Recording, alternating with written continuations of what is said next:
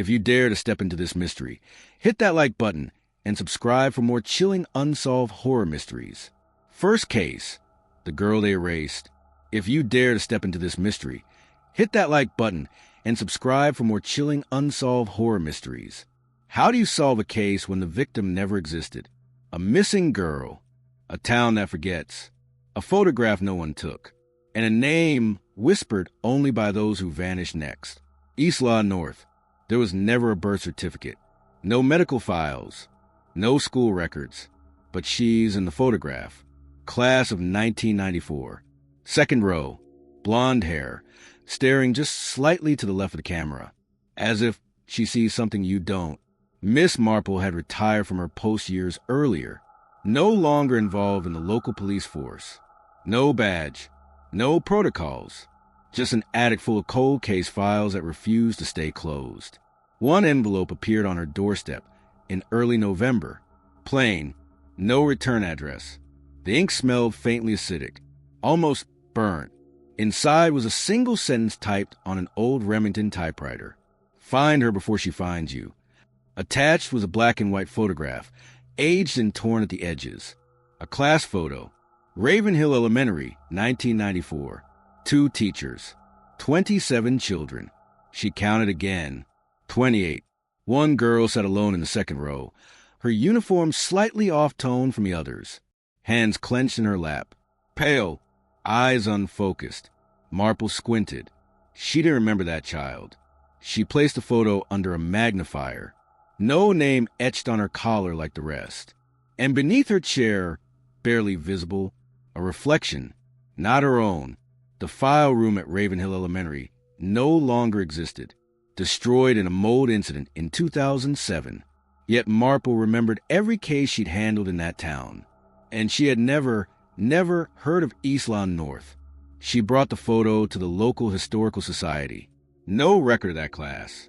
Yearbooks from 1993 and 1995 were intact. But 1994? Gone. Pages ripped out. Entire files missing. As if someone had gone back through time and erased her. But the real clue wasn't in paper. It was in sound. Marple visited East Law's supposed address.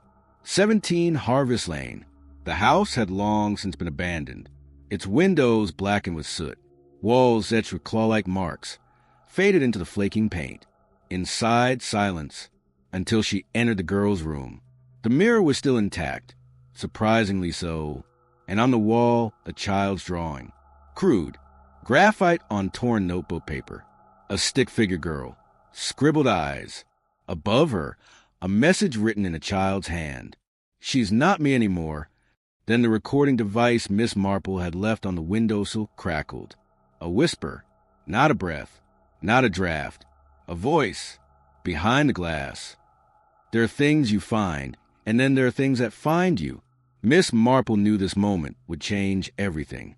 That night, she reviewed the recording. The audio was degraded.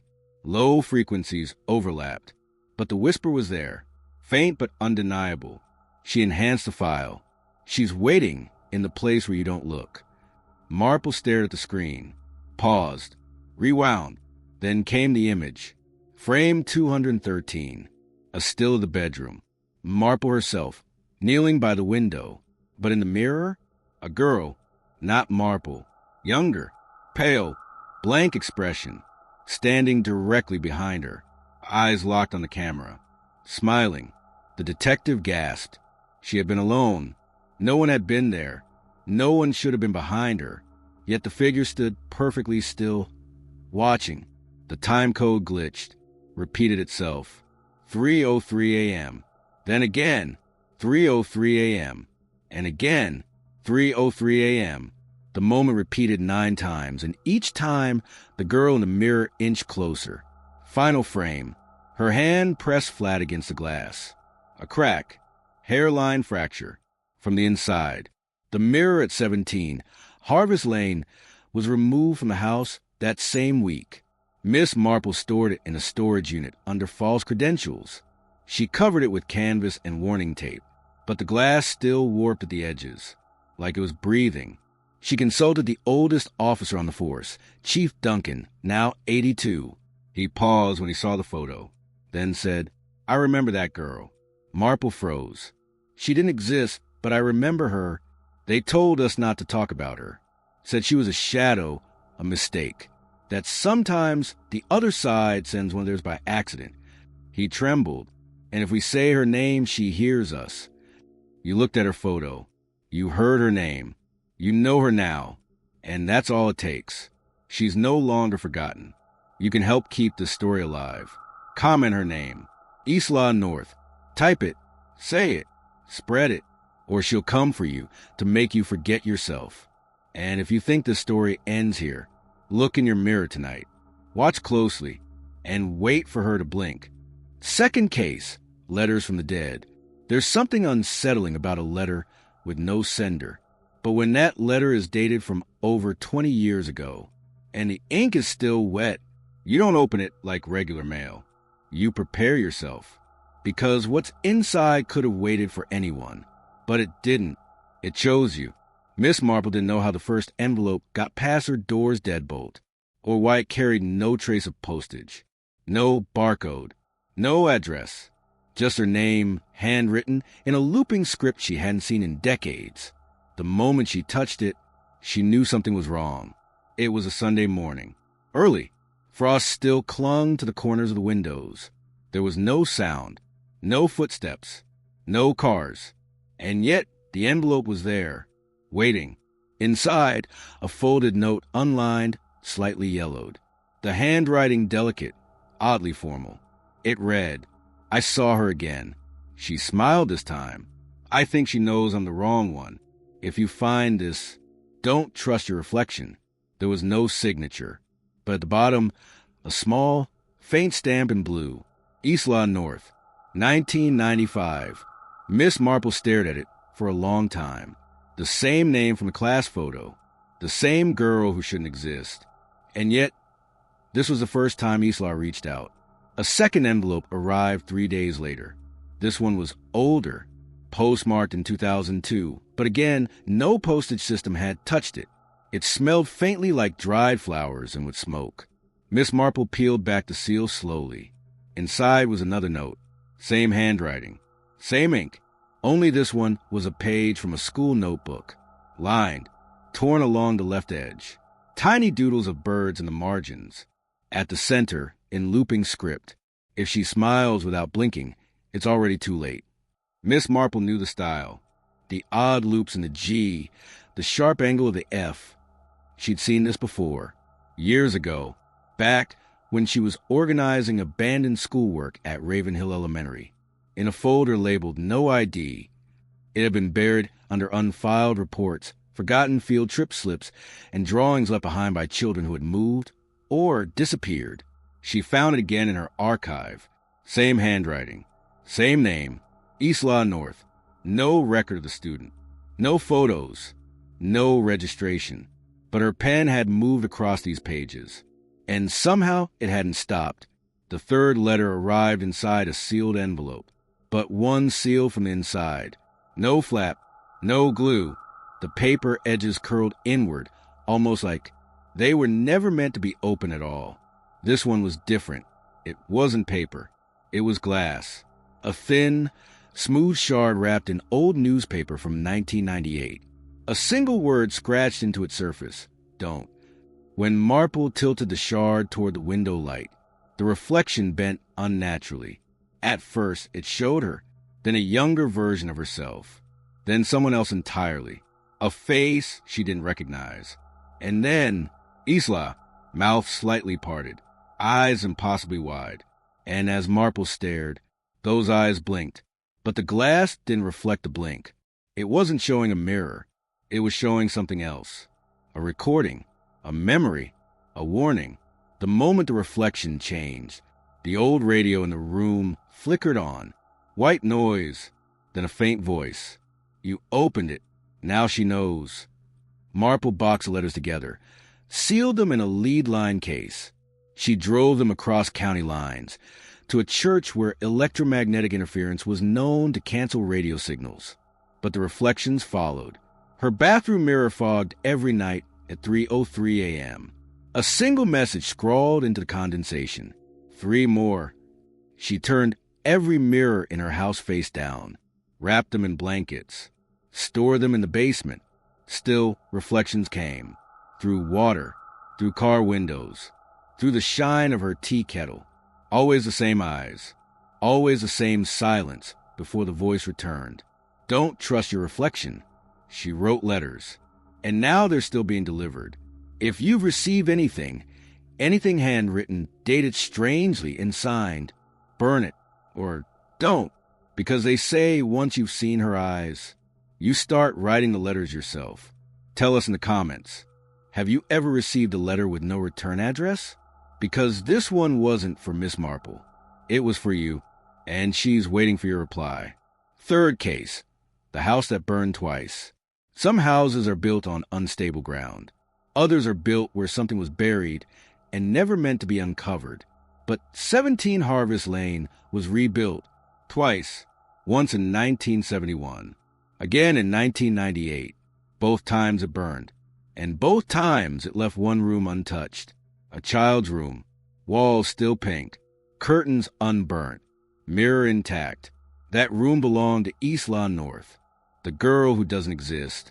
Miss Marple had seen many kinds of loss: disappearance, silence, refusal to speak. But loss of memory, that was new. In this case, people didn't just forget Isla. They forgot why they forgot her. The address she tracked was listed on a tax form from 1993. A mistake, perhaps. It was the only document left that linked East Lawn North to a physical location. Everything else had been erased. But this still existed. Barely. The house at 17, Harvest Lane, stood behind an overgrown gate, covered in ivy so thick the numbers were hidden. It hadn't been occupied in years. But someone had been inside recently. The mailbox creaked open on its own. Inside were 3 envelopes, all empty, all addressed to whom it may concern. And the chimney, still warm. Marple stepped through the rotting threshold. The air smelled like old candles and rusted metal. Somewhere upstairs, a mobile turned gently. No wind, no draft. The hallway was covered in ash footprints, but only heading in. None came back out. The kitchen had been gutted, stove melted, tiles shattered. But again, that one room, Isla's, was untouched, almost protected. She opened the door. The wallpaper had faded into gray, but childlike shapes still danced along its surface. Sunflowers, stars, and 2 stick figures drawn with crayon. One had a name over it, me. The other? No label, but it had no eyes. In the center of the room sat a toy chest warped by heat, but not burnt. Inside, melted dolls, singed books, and something heavier wrapped in cloth. A wooden box, no lock, but the moment she touched it, a cold vibration passed through her wrist, like a pulse but mechanical, almost watching her. The box opened with a crack. Inside was a small, square mirror, slightly fogged, no frame. Its edges had no backing, just exposed glass. It didn't show her reflection, not immediately. Instead, it played something. Marple saw movement. The mirror flickered like a television, grainy, static, but clear enough. A child sat on the floor, her back turned, wearing a nightgown, hair shoulder length, rocking side to side, whispering something over and over. Marple leaned closer. The voice got louder. I didn't start it. I didn't start it. I didn't start it. The child turned suddenly, face obscured by shadows, but the eyes reflected something else. Not the room, not the camera, but Marple, watching. From the other side, the mirror flickered violently. Then everything went black. Just before it cut out, the girl whispered, "You were there. Don't lie." At that moment, across the room, the old baby monitor clicked on. A burst of white noise. Then a voice, not the girl's, Marple's own, whispering her own name over and over. Marple, Marple, Marple. It wasn't playback. It was live. She left the mirror untouched, wrapped it, sealed it, filed it under evidence unknown. But the monitor? She brought that back with her, tested it, Batteries removed. Still turned on. Voice recordings traced back to nowhere. No frequency. No file. No tech interference. Just a repeating loop of her name, getting slower each time. She checked the city's construction archives. Blueprints of 17 Harvest Lane. In both versions of the house, the one from 1971 and the one rebuilt in 1998, there was no record of a basement, but photographs taken after the second fire told another story. Drone footage showed a collapsed staircase beneath the structure, unmarked, cut off, covered in concrete. A neighbor recalled hearing screams, low ones, like a child trapped far below the floorboards. But the fire reports made no mention of any basement. Only one room was listed in the survival notes. The bedroom, Isla's room, untouched, twice. Some houses refuse to be forgotten, and some memories live underground. If you've ever lived in a house that burned and rebuilt, check your blueprints. Are there rooms that don't appear? Walls that sound hollow? Have you heard your name whispered by a baby monitor with no battery? Then you might have found one of her rooms. And if you see her in a mirror, don't look away, because she already knows where you live. Fourth case, the mirror that watches. Mirrors are supposed to reflect what we show them. But what if they don't? What if they've been recording us this entire time? Quietly, passively, waiting for a moment to stop showing and start remembering. In 2016, a woman walked past a public restroom mirror in a shopping mall. Security footage showed her freezing in place, but her reflection kept moving. That mirror was removed the next morning. It was never seen again, but the footage still exists, and Miss Marple watched it frame by frame. The tip came anonymously, just a name scrawled on a postcard. The mirror at Galleria Exit 6. Something stayed behind. Miss Marple followed it. No signature. No return address. Just that one cryptic sentence and a timestamp written in pencil. 3:17 p.m., March 4th. She contacted the mall security office under the pretense of an insurance investigation. She requested access to archive footage from a hallway outside Exit 6. And when she got it, when she clicked play, she saw the woman. Late 20s, gray hoodie, shopping bag in one hand. Nothing strange, until the exact frame where she walked in front of the mirror. That's where everything changed. The woman paused slightly, as if adjusting her bag. Her body turned, but her reflection didn't. It remained facing forward, staring at the camera. Frame 1912. The woman blinks. Frame 1913. Her reflection doesn't. Instead, it smiles, only for a second. Then it sinks again, just in time for her to walk past. Marple rewound, slowed it to 5% speed, then 1%. The smile was unmistakable, but more disturbing. Its eyes weren't looking at her. They were looking past her, straight into the lens. She enhanced the footage, boosted contrast, sharpened. There was a faint fog on the mirror, barely noticeable in real time. A smudge, but when brightened, it became clearer. A child's handprint. From the inside. Miss Marple returned to the mall that night, alone, with a night vision camera. She told no one. The hallway outside Exit 6 was quiet. Janitors had finished. Security rotated hourly. She set the tripod facing the mirror and stood back. The lights overhead flickered, possibly a failing ballast, but she knew better than to ignore patterns. At 2:58 a.m., condensation began forming on the mirror's surface. The air was still, no humidity, yet streaks ran downward like breath. At exactly 3:03 a.m., the mirror fogged completely. Then, slowly, the shape emerged. A handprint, small, pressed from within. Then another, higher, and then the unmistakable outline of a forehead leaning against the glass. Marple stayed frozen. The monitor began to glitch, visuals warping, audio humming like pressure in the ears. Then the mirror began to flicker. Images blinked through it like frames in a broken projector. A child's face. A hallway that didn't match the mall. A bedroom filled with toys. A scorched floor. A name carved in a nightstand.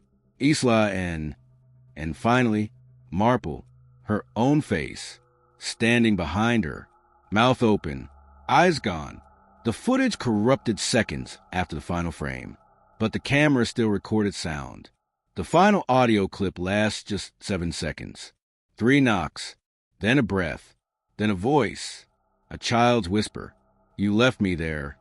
Marple reviewed the camera's metadata. The timestamp reverted by 5 years, listed as 2011. Impossible. And yet, the SD card would no longer store new footage. It only played that same loop every night at 3:03 a.m. And the mall, exit 6, has since been sealed. The mirror was removed the following day without explanation, but security staff began reporting strange reflections in windows, elevator doors, and sometimes, rarely, in puddles on the ground. They reported seeing themselves, but older, sometimes younger, sometimes smiling when they weren't. You've looked into mirrors your whole life, but ask yourself this. When was the last time you looked at your reflection and knew it was really you? Look closely tonight, at the way your eyes move, at the delay that shouldn't be there, at the smudge that doesn't wipe away. And if you ever notice a handprint appear from the other side of the glass, don't turn away, because turning your back is exactly how she follows you home. If you've seen something strange in a mirror, tell us in the comments. Or she might think you're the one who left her. 5th case, the school that forgot. A school is built to preserve memory. Names on roll calls, trophies behind glass, photographs that freeze time in hallways that never change. But at Ravenhill Elementary, one name kept slipping. Not because she moved, not because she transferred, but because no one could say where she sat or she was ever there at all. Yet her name appears again and again in places no one remembers writing it. East Law North. Miss Marple arrived at Ravenhill Elementary on a quiet Tuesday morning. The building hadn't changed since the early 90s. Same brick facade, same rusted bell outside. Inside, the scent of pencil shavings and old chalk still clung to the air, but something else lingered, something heavier. She introduced herself to the school administrator, asked for files on a former student. East Law North, born 1985, attended between 1990 and 1994.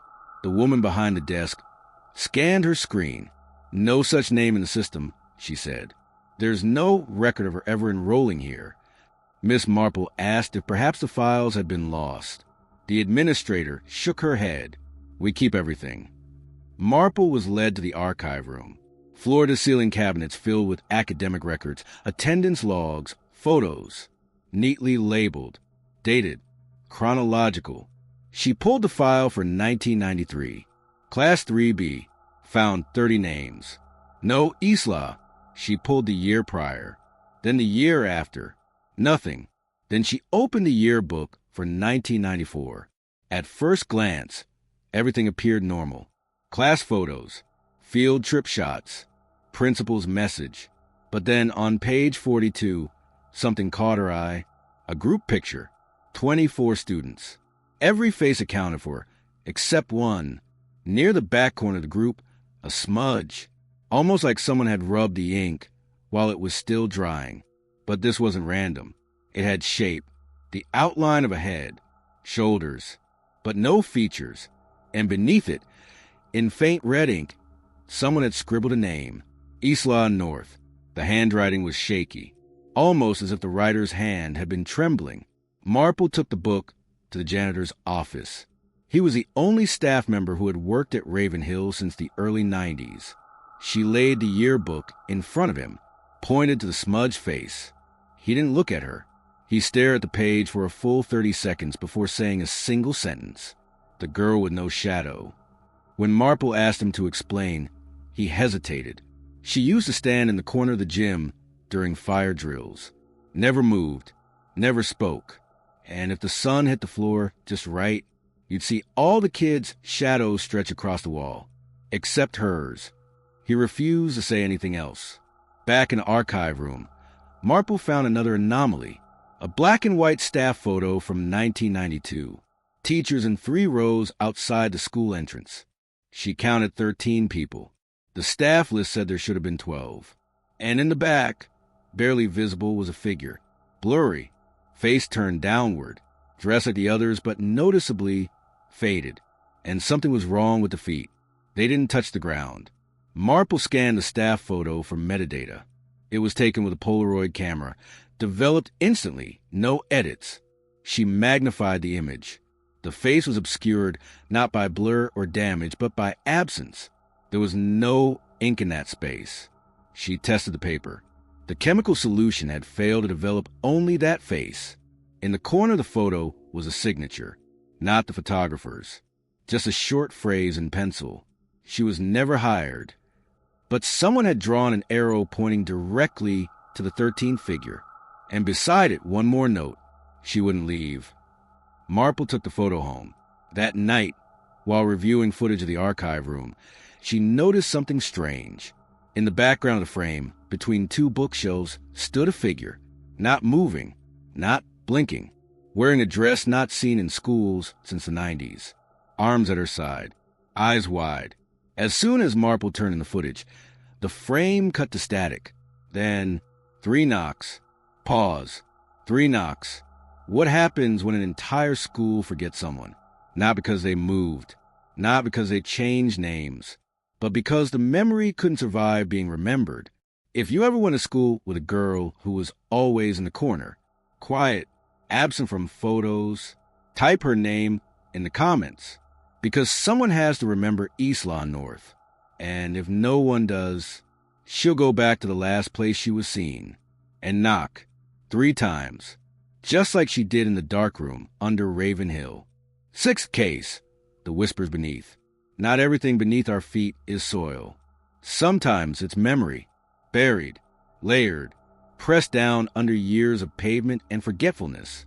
And in one town, long after it stopped being mentioned on maps, there was a whisper, not from a person, from beneath. A girl went missing. No one searched below, because no one remembered the tunnels were there. But they are, and someone never left them. Miss Marple has spent weeks piecing together fragments of East Law's past. A photo with no school records. A burned house rebuilt over a forgotten basement. A mirror that didn't reflect, only watched.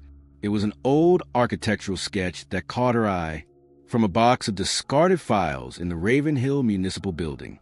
A map of underground utilities dating back to 1951. But scrawled across the blue ink in red pencil, barely legible. Service tunnels discontinued. Do not enter, collapse risk. Yet one tunnel remained marked in thick graphite, leading directly beneath 17 Harvest Lane, then stretching toward the school. And beyond that, under the woods, a note next to it, and signed. 1 East Law and /1 East Law out. Marple followed the map to an unmarked manhole behind the old library. Roots curled around it like hands. The steel cover was welded decades ago, but rust had weakened the edges. A crowbar and hours of patience opened the way. The ladder was slick with moss. The descent took 12 minutes. The tunnels didn't smell like sewers. They smelled like earth and old fabric. Her flashlight sliced the dark in thin beams. The walls were lined with worn bricks, old pipes, and childlike etchings scratched into mortar. Tall stick figures. A girl with long hair. A house. A mirror. One drawing stood out. It was newer, written in black ink, above a crack in the wall. She lives here now. Her camera picked up faint audio distortion. She held still. From behind the wall, the sound came through, a voice impossibly quiet, repeating the same 3 words, over and over. Don't follow me. Then the whisper changed. Don't leave me. She walked further. The tunnels opened into a collapsed chamber. Charred beams jutted from the ground. Bricks blackened. Something had burned here years ago, far beneath the surface. And then she saw the writing, spray painted across the far wall. Slanted, rushed, 1 East Law and /1 East Law out. Her light flickered. She slapped the casing. Then it came back on, pointing directly at the ceiling. There, written in overlapping layers, what looked like soot, chalk, and blood, were dozens of names, children's names, but only one was repeated, again and again, written backward, sideways, stacked, Isla, and then movement. From the shadows above, a figure crawled along the ceiling. Too smooth, too fast. Marple froze. The camera caught it, a shape with limbs but no features. It stopped directly above her, its head turned. No mouth, eyes wide and frozen open. It didn't blink. The flashlight flickered again, and when it came back, it was gone. A voice came through her headset, but she hadn't brought a headset. Why did you leave me down here? Miss Marple left the tunnel, without remembering the climb. The ladder had rusted shut behind her, but her clothes were clean, her hands unmarked. And yet, her camera was full, hours of footage. She watched it that night, and noticed something impossible. In every frame, her shadow wasn't hers. It moved half a second too late, or blinked when she didn't, or turned before she moved. And once, briefly, it paused completely while she kept walking. She froze the footage. The shadow raised its hand to the lens, pressed its palm against the glass, and whispered, "One Isla in, one Marple out. Tunnels don't forget, and neither does she. If you've ever found a sealed door beneath your home, if you've heard whispers from behind heating vents, if you've seen a second shadow where there should only be one, tell us, write it down, because she's still there, and she's waiting for someone to trade places with. And if your reflection has started blinking first, she might already be out." Seventh case. Other victims, other mirrors. Isla North was never the only one. She was just the first they almost remembered. Across counties, across decades, children vanished after looking into mirrors, not running away, not taken, still visible, but wrong. In photos, their eyes would drift left or right, never center. Their faces always slightly off.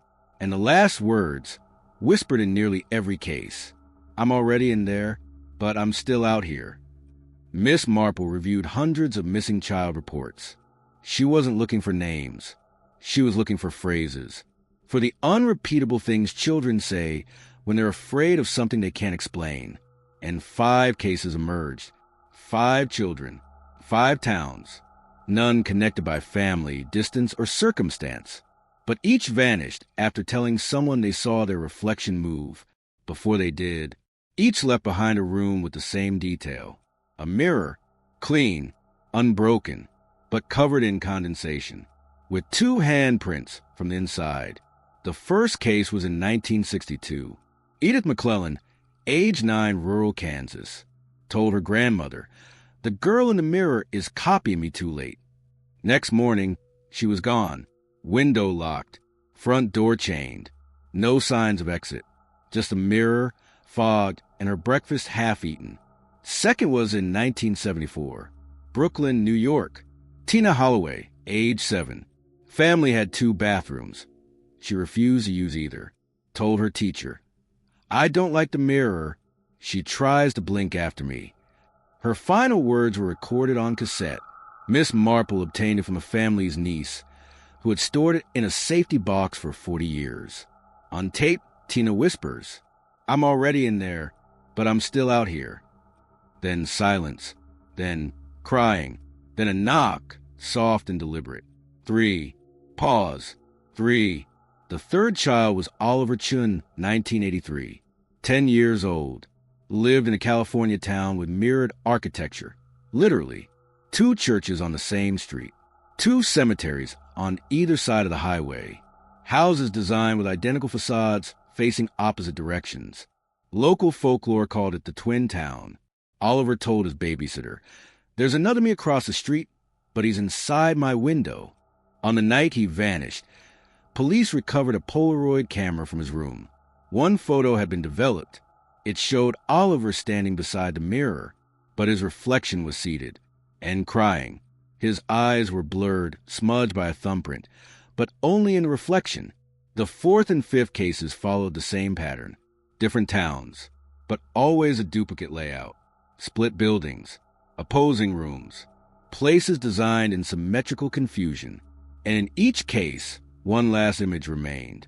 A mirror, fogged with breath, 2 handprints, and a single set of footprints leading away toward the mirror. Miss Marple cross-referenced each of the 5 case files with architectural blueprints. She found mirrored structures across all 5 towns. Not modern, deliberate, old developers. Same design firm, no longer in business. Their logo? 2 overlapping circles, with a line down the middle, a mirrored image. She discovered one final detail. Every child had drawn something before they vanished. Not words, just the same figure. A stick girl, one eye closed, one hand against glass. And in every drawing, the reflection was crying, but the real version never was. Have you ever walked through a town where everything felt reversed? Left turned right? Windows facing each other too perfectly? Have you looked into a mirror and felt like the image was tired? If you remember a friend, a sibling, a classmate who talked to themselves in the mirror a little too long, say their name in the comments. Because reflections don't forget. They just wait. And if yours ever cries when you don't, you may already be on the wrong side. 8th case, the eyes in the portrait. A portrait is supposed to freeze time. It captures what once was, brushstroke by brushstroke, lock in canvas and oil. But this painting didn't trap a moment. It captured something else. Not a likeness, not memory, something watching. It was found in the back room of a shuttered museum, unlabeled, uncatalogued. Yet every camera pointed at it recorded a different set of eyes. No 2 matched. Miss Marple was searching for Isla's trail in places most people had long abandoned. Libraries with cracked stone steps, churches with missing pews, and a local museum so rarely mentioned, its name wasn't even online. The Rockwell Museum of History closed its doors in 1999. A roof leak, they said, budget cuts. But the real reason was buried beneath 3 stories of dust. The curator, long deceased, left behind journals. One entry stood out. She followed me home. I painted her so I'd never forget. But now, she looks different every morning. The entry was dated in 1994, the same year Isla disappeared. Miss Marple was granted access to the museum by its only surviving trustee. She was told to bring gloves, not for preservation, but because, quote, the painting doesn't like skin. In a rear gallery, tucked behind outdated taxidermy and local war medals, stood a covered frame. The cloth was weighted down, as if someone was afraid it might lift on its own. She removed it carefully. The painting showed a young girl sitting in a darkened room, pale dress, hands folded. But the most immediate detail, what demanded attention, was the face, specifically the eyes, unnatural in clarity, painted in a way that didn't match the rest of the brushwork. Hyperreal, wet-looking.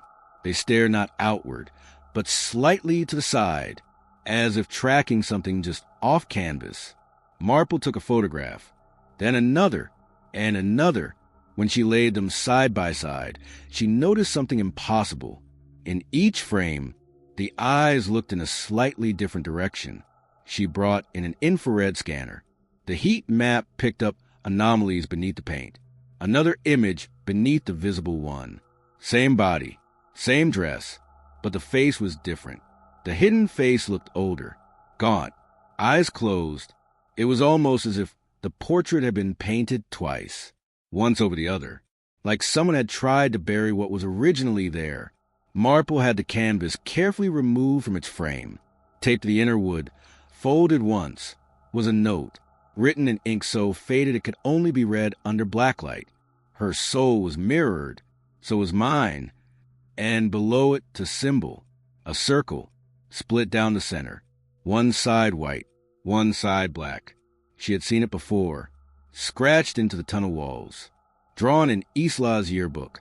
On the mirror in 17, Harvest Lane, the camera behind her began to glitch. Just once. When the footage was reviewed later, that 1 second captured something strange.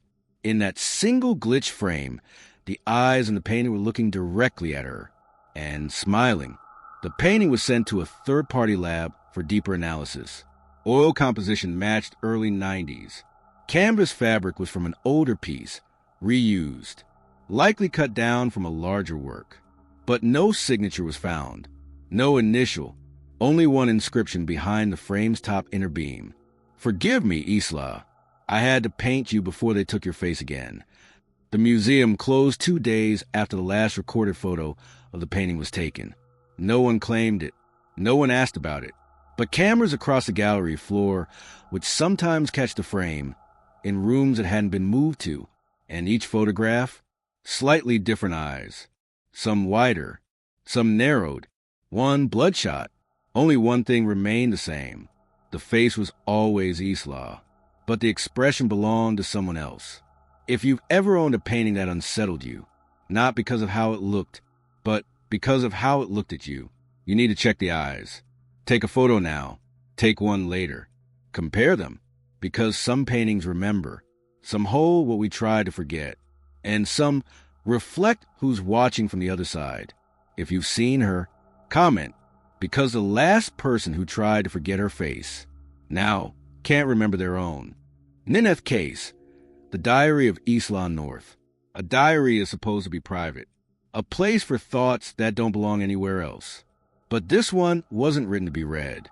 It was written to be found, eventually, by someone specific. And every page pointed to one name, not the author, the reader, because the final entry didn't say goodbye. It said, "You were always meant to find me." Miss Marple wasn't looking for a diary. She was searching through old evidence boxes tied to the cold, hollow disappearances, filed under unresolved, abandoned residences. One box stood out, unmarked, slightly damp, sealed with wire instead of tape.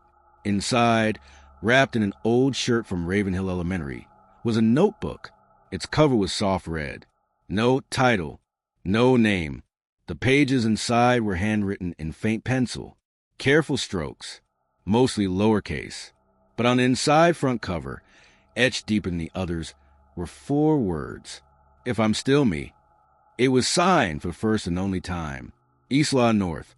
The earliest pages were simple. Drawings, basic lists, a short sentence.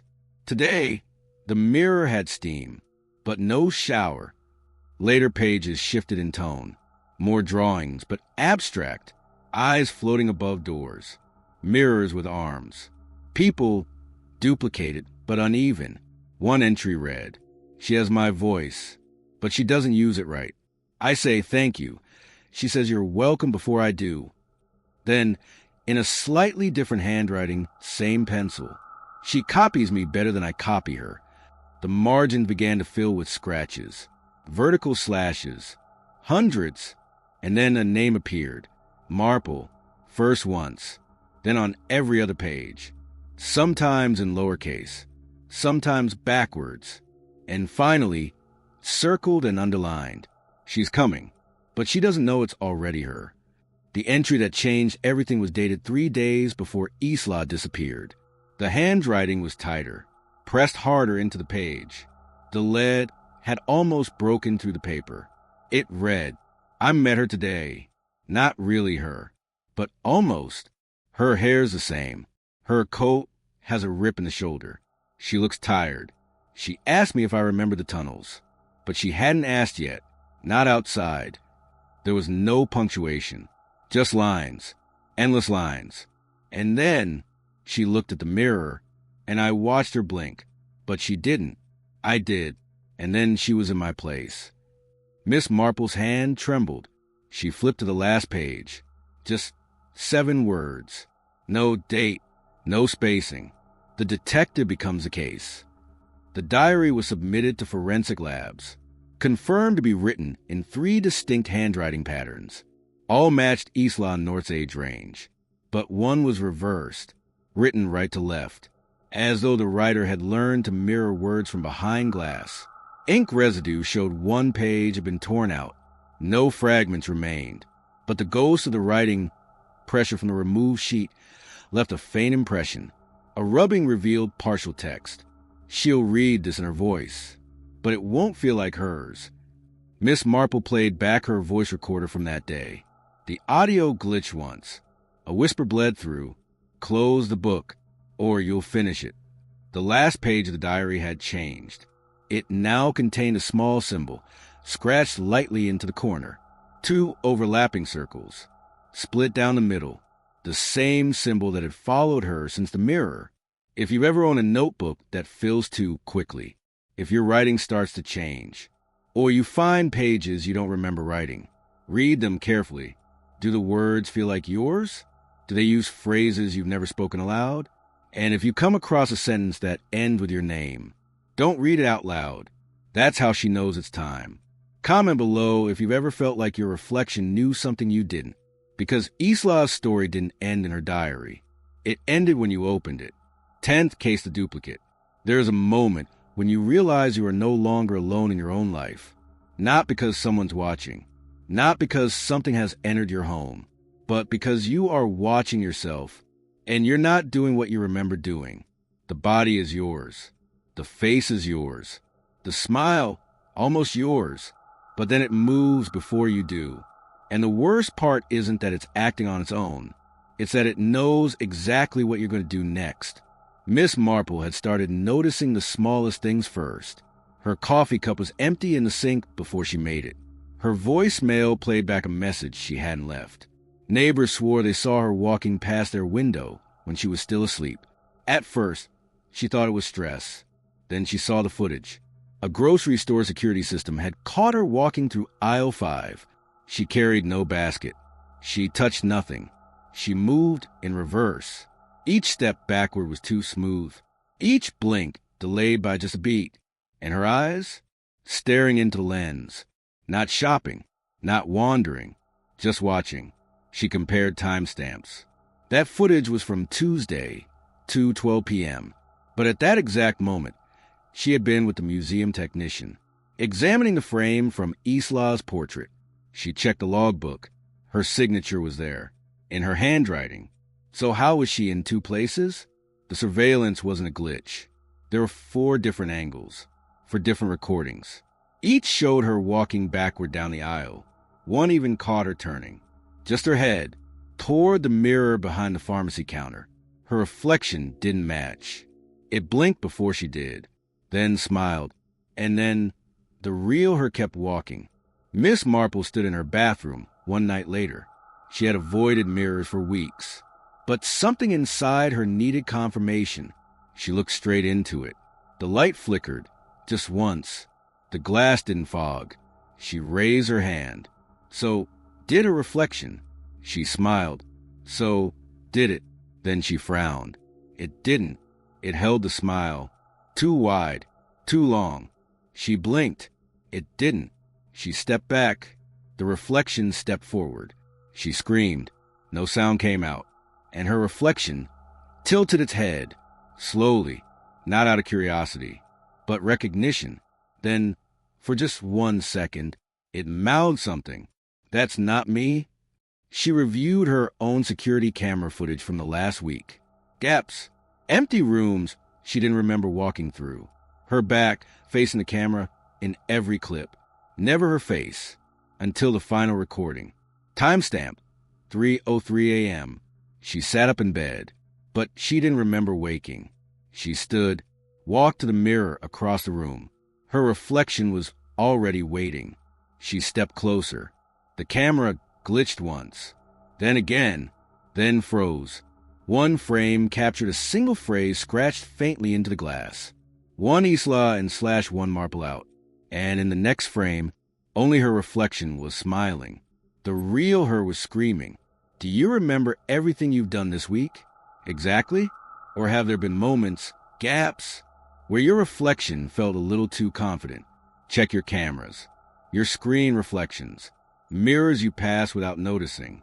And if you ever see yourself walking backward, don't follow, because some doubles aren't illusions. They're invitations. Comment below if you've ever felt like something else is waiting to be you, because the mirror doesn't copy anymore. It chooses, and it might have already chosen you. 11th case, the return room. You can't return to a place that never let you leave. Not fully, not really. You may walk away, close the door, seal it behind bricks or silence or time. But some rooms remember you. Some rooms wait. And the moment you come back, they're exactly as you left them.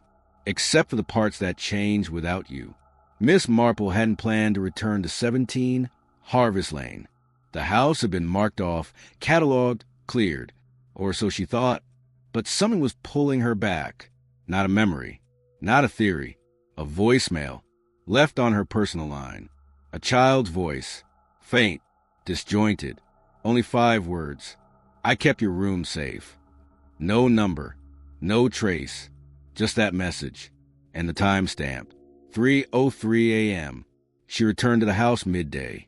It should have felt safer in the daylight, but the light didn't follow her inside. Every window was covered, every curtain drawn tight, as if afraid to let something out. She walked the old halls again, walls still stained with heat damage from the first fire, floorboards warped from the second, and yet Isla's room remained, untouched, just like before. The wallpaper hadn't peeled. The bedding was still folded. The mirror across from the bed, unshattered, except now, carved into every surface. The door, the baseboard, the closet, even inside the lampshade, was a shape, over and over, thousands of them, the same symbol she had seen in the tunnel. A mirror split down the middle, scratched into the house like someone had tried to etch their way out. There was something off about the mirror this time. It didn't fog when she breathed near it, didn't reflect the light from her flashlight, didn't reflect her. It showed the room, the bed, the wall behind her, but not her. She moved her hand in front of it. Nothing, no arm, no motion. She waved the flashlight. Still nothing. The room stared back at her, completely empty. She reached forward, touched the glass. It was warm, warmer than the air. And then the surface gave, like the glass was just skin. It didn't crack. It didn't resist. It accepted. The moment her fingertips sank in, the power in her camera rig shut down. The recorder beeped once, and the mirror flashed just once. The last frame captured showed her back, facing the camera. No face, just a blur, then darkness, and one whisper, caught in the final second of audio. You're on the wrong side now. The footage from that day had no timestamp. It refused to upload, wouldn't compress. Every attempt to edit it corrupted the file, but the audio remained, a 6-minute loop of silence, broken only by faint breathing. Then, without warning, her voice, saying one word, stay, and then laughter, not hers, lighter, younger, childlike.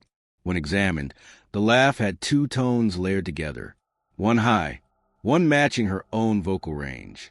The waveform didn't align with any known acoustic pattern, like an echo trying to lead the sound, not follow it, a reverse reflection. Some rooms aren't haunted by ghosts. They're haunted by versions.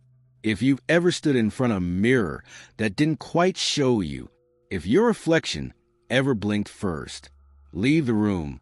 Don't return. Don't knock. And if you hear a voice say it's safe now, ask yourself, which side are you really on? Comment if you've ever forgotten what side of the mirror you were supposed to be on, because once the reflection stops matching, it's not you who left the room. It's you who stayed behind. 12th case, you were watching the wrong one. You think you've been watching me, tracing my investigation, following each piece of the story, frame by frame. But stories like this don't move forward. They loop, and every time you press play again, you get closer to her. You've been watching the wrong one, and she's been watching back. Welcome back. You stayed through every detail, every tape, every missing child, every blink that didn't line up. You followed Isla's name like a trail through smoke. But now you're at the end, and endings aren't safe, because endings aren't exits. They're mirrors. And when you reach this chapter, something changed. Not in the footage, in the reflection. Your reflection. Look closely at your screen, at the timestamp, the borders, the flicker that doesn't come from the video itself. That's her. You see, this story was never meant to be solved. It was meant to be watched. And by watching, you've given her what she needed most. Observation, recognition, a name spoken aloud. You saw her in the tunnels, in the school photos, in the blurred paintings. But the one place you never thought to look was your own screen. You watched the mirror glitch, but you never checked if yours had done the same. You heard the laughter, but you didn't realize it matched your own voice, half a second behind. Now you've noticed, haven't you? This voice, it's not quite the same. Not anymore. You believe this was my voice. You believe the pauses were intentional. You believe the words were meant to guide you deeper. They were, but not by me. You've been following a version, a mirrored path, not the one I walked, but the one she wants you to walk. Do you remember chapter 1? The girl no one remembered? She remembers you, because you're the one who made it to the end, and she's been waiting for you here, in the final chapter. The last frame, the final blink. Marple didn't survive. She crossed, and the voice that kept narrating, the one you're hearing now, it's been her since chapter 9. You didn't notice. Most don't. You've already let her in. The moment you replayed a section, the second you pause, rewound, or scrub backward. She needs loops. She grows and echoes. Your face hasn't moved in a while, has it? Check your reflection. Really look. Do the eyes shift first? Is the lighting wrong? Is the background off? You've seen her now. Not in the show. In the playback. Every time you press play, she came through a little more clearly. Not into the screen. Out of it. And now she's waiting. Just behind you. Not to be seen. To be watched. If you saw her, comment. Now, don't delay. Every second you wait is another second she learns how to move like you.